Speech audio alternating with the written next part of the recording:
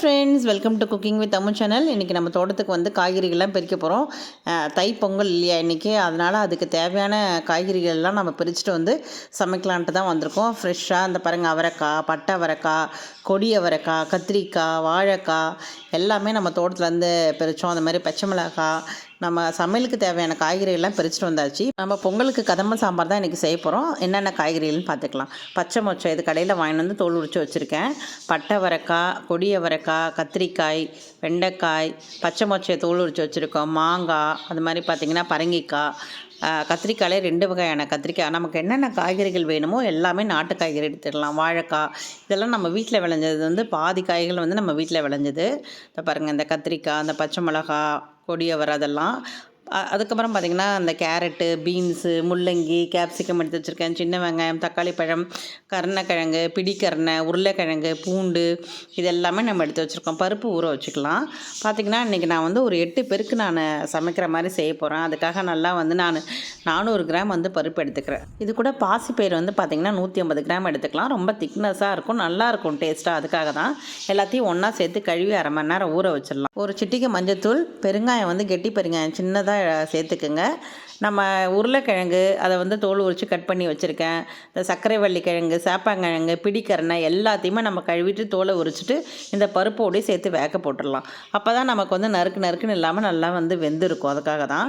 இது கூடயே வந்து ஒரு 2 தக்காளி பழத்தையும் கட் பண்ணி போட்டுக்கலாம். ஒரு 3 பச்சை மிளகா, ஒரு 4-5 பூண்டு பல் இது எல்லாத்தையும் ஒன்றா கலந்து குக்கரை மூடிட்டு ஒரு 2 விசில் விட்டு எடுத்துக்கலாம். 2லேருந்து 3 விசில் கூட விட்டு எடுத்துக்கலாம். நம்ம அரை மணி நேரம் ஊற வச்சுருக்கனால சீக்கிரமாக வெந்துடும். கொஞ்சோண்டு வந்து புளி ஊற வச்சுக்கலாம் சாம்பாருக்கு. இப்போ ஒரு பாத்திரம் வச்சுக்கலாம். பாத்திரம் வந்து சூடானோன்னா ஒரு குழி எண்ணெய் ஊற்றிக்கிங்க. எண்ணெய் சூடானோன்னா 1 ஸ்பூன் கடுகு போடுங்க. 1/4 ஸ்பூன் வெந்தயம் சேர்த்துக்கலாம். அந்த ஊசு ஸ்மெல்லாம் வராது. அதுக்காக தான். சின்ன வெங்காயத்தை ஃபஸ்ட்டு போட்டு வதக்குவோம். அதுக்கப்புறம் நம்ம தோல் உரித்து வச்சுருக்கோம் இல்லையா, பச்சை மொச்சை அதையுமே போட்டு வதக்கிக்கலாம். இப்போ கேரட்டு, பீன்ஸு அதெல்லாம் போட்டு வதக்கிக்கலாம். இது மாதிரி எல்லா காய்கறியும் கட் பண்ணி வச்சுட்டு கொஞ்சம் கொஞ்சமாக நம்ம போட்டு வதக்கிக்கலாம். வெண்டைக்காய் இருக்குது இல்லையா, வெண்டைக்காயுமே போட்டு வதக்கிக்கலாம். நம்ம நாட்டு காய்கறிகள் எல்லாமே சேர்த்து செய்கிறது தான் இந்த சாம்பார். இதை பாருங்கள், இது வந்து பனிக்காலத்தில் கிடைக்கக்கூடிய காய்கறிகள் எல்லாமே நம்ம போட்டு செய்யணும். இந்த தைப்பொங்கலுக்கு முள்ளங்கி எல்லாத்தையுமே நான் கட் பண்ணி வச்சுருக்கேன். இது ரொம்ப ருசியாக இருக்கும். 21 காய் சமைக்கிற மாதிரி இது என்னென்ன காய் கிடைக்குதோ எல்லாத்தையுமே சமைக்கலாம். பரங்கிக்காய் வந்து சீக்கிரமாக வெந்துடும். அதனால் நீங்கள் வந்து கொஞ்சம் நேரம் கழித்து நம்ம போட்டுக்கலாம். இதெல்லாம் வதக்கி விடுங்க. கத்திரிக்காய் தண்ணியில் போட்டு வச்சுருக்கேன், அதையுமே போட்டு வதக்கி விடுவோம். இதெல்லாம் நல்லா வதங்கட்டும். அதுக்காக தான் நம்ம அந்த மூடி போட்டு நம்ம வதக்கி விடுவோம். கொஞ்சமாக உப்பு போட்டுக்கலாம்.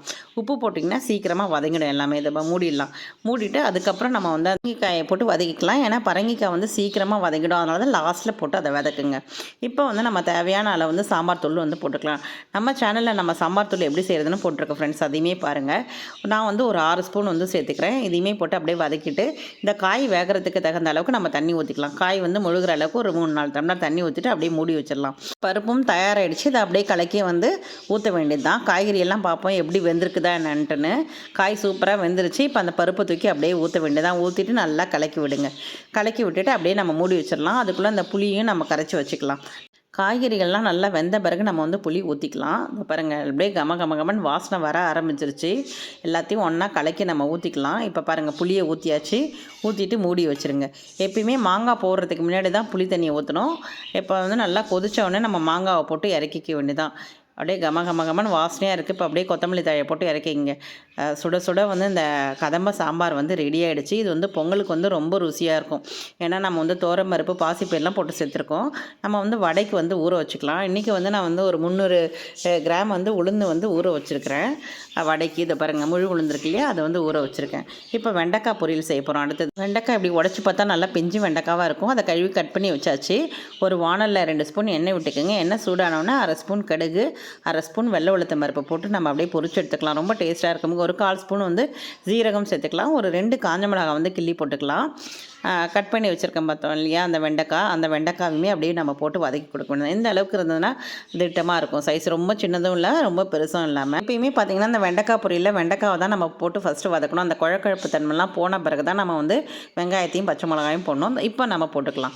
ஒரு பெரிய வெங்காயமும் ஒரு 2 பச்சை மிளகாய், ஒரு கொத்து கருவேப்பிலை போட்டிருக்கேன். இப்போ போட்டு வதக்குங்க. அப்போ தான் வந்து கரெக்டாக இருக்கும். அதை பாருங்கள், இந்த மாதிரி நல்லா வந்து கிளறி கொடுங்க. தேவையான அளவு வந்து உப்பு சேர்த்துக்கலாம். இன்னும் கொஞ்சம் நல்லா வதங்கட்டும். அந்த குழப்பு தன்மை போன பிறகு நம்ம வந்து கொஞ்சமாக வந்து மிளகாய்த்தூள் வந்து சேர்த்துக்கலாம். ஒரு 1/4 ஸ்பூன் சேர்த்துக்கிட்டாலே போதும். அப்படியே வந்து லோ ஃப்ளேமில் வச்சுட்டு நம்ம அப்படியே கிளறி கொடுத்தோன்னா நம்ம வெண்டைக்காய் பொரியல் வந்து சீக்கிரமாக ரெடி ஆகிடும். இந்த பாருங்கள், கமகமன்னு வெண்டைக்காய் பொரியல் வந்து ரெடி ஆகிடுச்சு. அந்த பச்சைத்தன்மை மாறாமல் இருக்குது பாருங்கள். இப்போ நம்ம வந்து ரசத்துக்கு ரெடி பண்ணிக்கலாம். புளி வந்து கொஞ்சமாக ஊற வச்சுருக்கேன்.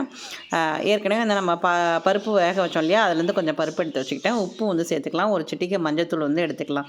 தக்காளி பழம் வந்து ரசத்துக்கு பார்த்திங்கன்னா நல்லா பழமாக இருக்கணும். அந்த தலையை அப்படியே கட் பண்ணி போட்டுட்டு அந்த 2 பழத்தையும் வந்து நான் நல்லா வந்து கையாலே அப்படியே நல்லா புழிஞ்சு விட்டுக்கிறேன்.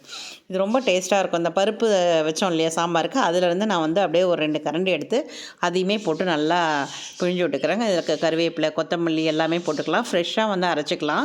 1 ஸ்பூன் மிளகு, 1 ஸ்பூன் ஜீரகம், ஒரே ஒரு வரமிளகா, ஒரு 4-5 பூண்டு பல் அப்படியே தோலோடு போட்டு மிக்சியில் அப்படியே 2 சுற்றிட்டு அப்படியே நல்லா வாசமாக இருக்க சுற்றும் போதே, எப்பயுமே நான் கையால் தான் இடித்து செய்வேன். எனக்கு டைம் வந்து பத்தாதனால நான் மிக்சியில் போட்டுக்கிட்டேன்.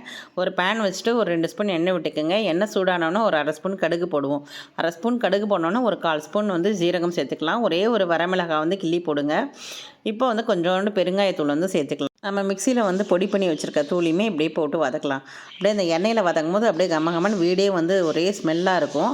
பாருங்கள், அப்படியே லோ ஃப்ளேமில் வச்சு வதக்கி விடுங்க. இப்போ நம்ம நல்லா கரைச்சி விட்டுட்டு அந்த புளி தண்ணி அப்படியே தூக்கி ஊற்றிட வேண்டியதான். அந்த புளியும் பருப்பும் சேர்ந்து பாருங்கள், பார்க்கும் போதே ஆசையாக இருக்குது. அப்படியே நல்லா நுரைச்சி வரும் பாருங்கள். நுரைச்சி வரும்போது அப்படியே எடுத்துட வேண்டியதான். அப்படியே கமகமகமன் ரசம் வந்து சூப்பராக வாசமாக இருக்குது. இது அப்படியே இலையில போட்டு சாப்பிடும் போது செம்ம டேஸ்ட்டாக இருக்கும் ரசம். இதை அப்படியே நான் ஒரு ஹாட் பாக்ஸில் அப்படியே ஊற்றி மூடி வச்சிடறேன் ஃப்ரெண்ட்ஸ். இதை பாருங்கள், சூப்பராக வந்து ரெடி ஆகிடுச்சு. இப்போ அடுத்தது நம்ம பரங்கிக்காய் தான் செய்ய போகிறோம். இது வந்து பார்த்திங்கன்னா அடுப்பில் செய்ய போகிறோம். சட்டியில் தான் செய்ய போகிறோம். சட்டி சூடாகிடுச்சு. எண்ணெய் 2 ஸ்பூன் விட்டுக்கலாம். 1 ஸ்பூன் கடுகு, 1 ஸ்பூன் வெள்ளை உளுத்தம் பருப்பு, 2 ஸ்பூன் கடலைப்பருப்பு, 2 காஞ்ச மிளகா, 1 வெங்காயம் பொடி பொடியாக கட் பண்ணி வச்சுருக்கோம். கொஞ்சோண்டு கருவேப்பிலை, ஒரு 2 பச்சை மிளகாய் நீல வாக்கில் கீறி வச்சுருக்கோம். அதையுமே போட்டு நல்லா வதக்கிக்கலாம். இதெல்லாம் நல்லா வதங்கணுன்னா பரங்கிக்காய் பொடியாக கட் பண்ணி வச்சுருக்கேன். அதையுமே போட்டு வதக்கிக்கலாம். ரொம்ப ரொம்ப சீக்கிரமாகவே ரெடி ஆகிடும் இந்த பரங்கிக்காய் பொரியல். இந்த பாருங்கள், அதுவும் அடுப்பில் செய்கிறனால ரொம்ப ஃபாஸ்ட்டாக ரெடி ஆகிடும். நல்லா வதக்கி கொடுங்க. ஒரு சிட்டிகை மஞ்சத்தூள் போடுங்க. தேவையான அளவு வந்து உப்பு போட்டுக்கலாம். வேணும்னா உங்களுக்கு காரத்துக்கு வேணால் கொஞ்சமாக வந்து வெறும் மிளகாத்தூள் வந்து சேர்த்துக்குங்க. கொஞ்சோண்டு தண்ணி தெளிச்சிடலாம். தண்ணி தெளிச்சிட்டு பார்த்திங்கன்னா ஒரு 5 நிமிஷத்துலேயே வந்து நம்மளுடைய பரங்கிக்காய் வந்து வெந்துடும். எடுத்து பாருங்கள், கையால் இப்படி நசுக்கி பார்த்தா நல்லா மழை வந்துடும். இதை அப்படியே இறக்கிக்கலாம். இதே அடுப்பில் வந்து நான் வந்து அவரைக்காய் பொரியல் செய்ய போகிறேன். ஒரு வானல் வச்சுக்கிறேன். வானலில் 2 ஸ்பூன் எண்ணெய் விட்டாச்சு. 1 ஸ்பூன் கடுகு, ஒரு 1/2 ஸ்பூன் வந்து வெள்ளை உளுத்தம் பருப்பு சேர்த்துக்கலாம். நம்ம பாருங்கள், அப்படியே படப்படன்னு பொரியட்டும். ஒரு 2 காஞ்ச மிளகா, ஒரு பெரிய வெங்காயம் கட் பண்ணி போட்டிருக்கேன். அதுவுமே நல்லா வந்து வதங்கட்டும். இதை அப்படியே வதக்கி விடுங்க. இது வந்து அவரைக்காய் இருக்கு இல்லையா, பட்டை அவரைக்காய், அதை வந்து நான் பொடி பொடியாக கட் பண்ணி வச்சுருக்கேன்.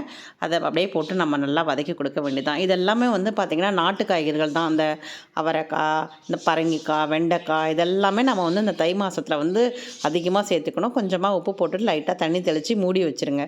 இது வந்து பார்த்திங்கன்னா ஒரு 5-6 நிமிஷத்துலேயே வெந்துடும். இதுவுமே இது பாருங்கள், ரெடி ஆகிடுச்சு. ஒரு 1/4 மூடி தேங்காய் வந்து நான் மிக்ஸி ஜாரில் போட்டு துருவி வச்சுருக்கேன். அதையுமே போட்டு அப்படியே கிளறி கொடுத்து இறக்கிக்கலாம். அடுப்பில் செய்கிறனால சீக்கிரமாக நமக்கு வந்து சமையல் வந்து ரெடி ஆகிடுது. கேஸோட அடுப்பு தான் நல்லா ஃபாஸ்ட்டாக இருக்கும். அந்த சுவையுமே வந்து ரொம்ப ரொம்ப நல்லாயிருக்கும். நாங்கள் வந்து இந்த மாதிரி தை மாதம் அப்படின்னாலே, இந்த பொங்கல் வைக்கிறோம் அப்படின்னாலே வந்து பார்த்திங்கன்னா விறகு அடுப்பில் தான் செய்வோம். ரொம்ப ருசியாக இருக்கும் சமையலுமே வந்து பார்த்திங்கன்னா. இந்த பாருங்கள், ரெடி ஆகிடுச்சு. இறக்கிக்கலாம். உளுந்தும் வந்து ஊறிடுச்சு. இந்த கிரைண்டரில் போட்டு மாவும் எடுத்துட்டேன். அப்படியே பூத்து வருது பாருங்கள். இந்த மாதிரி வந்து உருட்டையாக பால் மாதிரி வரணும் உளுந்து. ஏற்கனவே நம்ம சேனலில் வந்து இந்த உளுத்த வடை எப்படி போடுறதுன்னு சொல்லியிருக்கிறேன் ஃப்ரெண்ட்ஸ். அதையுமே பாருங்கள். இன்றைக்கி அடுப்பில் தான் சுட போகிறோம். பெரிய வானலில் வந்து எண்ணெய் வந்து ஊற்றியாச்சு. திட்டமாக ஊற்றிக்கியாச்சு. நல்லா 4-5 பெரிய வெங்காயமும், ஒரு 4-5 பச்சை மிளகாய், கருவேப்பிலை, கொத்தமல்லி, இஞ்சி எல்லாமே நம்ம கட் பண்ணி ரெடி பண்ணி வச்சாச்சு. இப்போ மாவோட வந்து ஏற்கனவே வந்து மாவில் உப்பு போட்டு அரைச்சிட்டேன். இப்போ வந்து எல்லாத்தையுமே போட்டு நல்லா பசஞ்சிக்கலாம். நம்ம இப்படி மிக்ஸ் பண்ணும் போதே தெரியும் அது எவ்வளோ சாஃப்டாக இருக்குது அப்படின்னு பாருங்கள். அப்படியே நல்லா உருட்டிட்டு திரண்டு வருது பாருங்கள். எண்ணெய் சூடாகிடுச்சு. ஃபஸ்ட்டு வடை போடுறதுக்கு முன்னாடி நாங்கள் அப்பளம் போட்டு எடுத்துடலான்ட்டுன்னு ஃபஸ்ட்டு நம்ம வந்து அப்பளம் பொரித்து எடுத்துக்கிட்டோம். அதுக்கப்புறம் தான் வந்து வடை போடுவோம் எப்பயுமே. பாருங்கள், அப்படியே அப்பளம் வந்து பொரிய ஆரம்பிச்சிருச்சு. இதை எடுத்து வச்சுட்டா அடுத்தது வந்து அப்படியே வடையை போட்டு எடுக்க வேண்டியதுதான். வடை போட்டு முடிச்சுட்டா எல்லாமே ரெடி ஆகிடுச்சு. இதை பாருங்கள், வடையுமே வந்து போட ஆரம்பித்தாச்சு.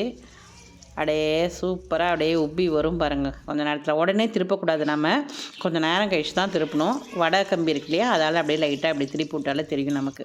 எண்ணெய்லாம் குடிக்காமல் சூப்பராக உப்பி வருது பாருங்கள். அதுக்காக தான் நம்ம இந்த மாதிரி கிரைண்டரில் போட்டு ஆட்டும் போது ரொம்ப சூப்பராக இருக்கும். பொங்கலுக்கு வந்து ஸ்பெஷல் வந்து இன்றைக்கி சைவ சாப்பாடு வந்து ரெடி ஆகிடுச்சு. இந்த ஐட்டமில் உங்களுக்கு எது பிடிச்சிருக்குன்றதை கமெண்ட் செக்ஷனில் கமெண்ட் பண்ணுங்கள் ஃப்ரெண்ட்ஸ்.